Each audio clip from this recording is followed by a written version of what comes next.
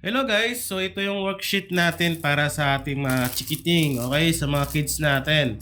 Ito yung ating activities na pwede nating ipagamit sa kanila para kahit papaano ay makapag-start na silang makapag-trace ng line or makapag-sulat ng mga ABC.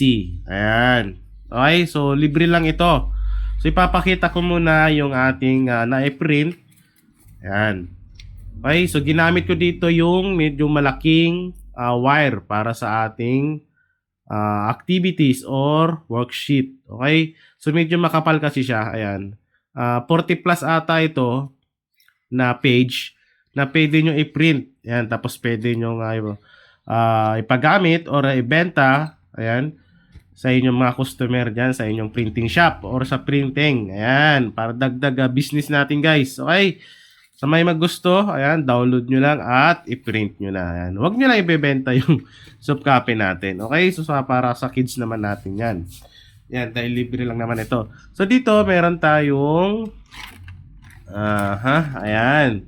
So, susulatan nila yan ng name, tapos ititrace nila yan o gagayahin lang nila yung mga sentence na yan. The dog is brown. Ayan, para makapag-practice talaga yung mga chikiting natin. Okay? So, meron din siyang short it up. Yan, long, short na vowels. Okay? Ayan. Luckies, blends, ayan. Diba? Napakaganda nito para sa mga chikiting natin, guys. Okay?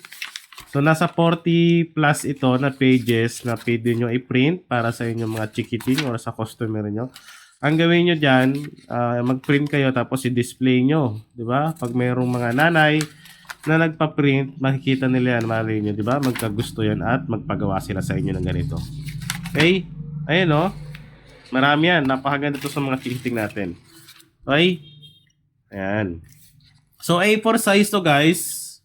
I-print ko lang sa A4 na naka-portrait. So, meron tayong cover na gamit yung photo paper natin.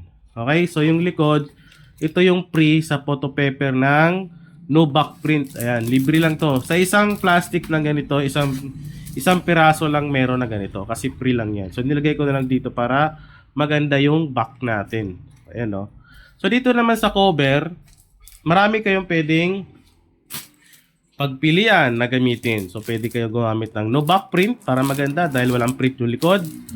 200 GSM nga lang siya. Depende sa printer niyo kung kakayanin. Okay, so meron din tayong Kodak. At meron din tayong RC satin photo paper. Maganda ito. Ito yung ginagamit ko sa mga ID. Yung mga nag-rush ID guys. Maganda ito. Okay. Pwede rin naman gawin nating cover yan. So depende sa inyo. So meron din tayong RC satin photo paper na 200 GSM. Okay. So kung maliit naman inyong printer at medyo maselan kayo, sapat na yung 180 GSM.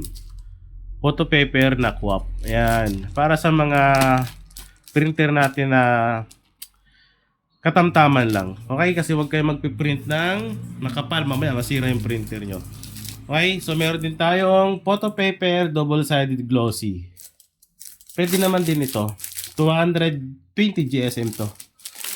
Pang cover natin sa ating worksheet. Ayan. So dalawa na to guys. Ito yung una kong pinost. So marami pang kasunod yan. Makakaipong kayo ng ganito. Okay, so ito yung una kong pinost. Tignan nyo na lang sa page. Andun naman yun, nakapost na. I-download nyo na lang.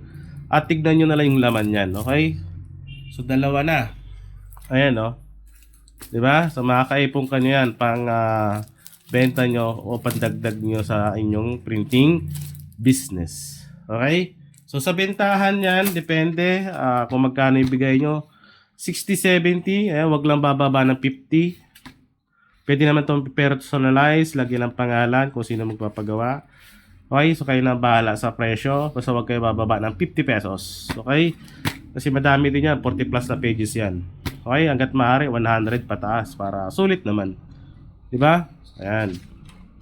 Okay, so tignan nyo na lang sa ating description or comment section at yung mga materials na pwedeng gamitin dito sa ating worksheet.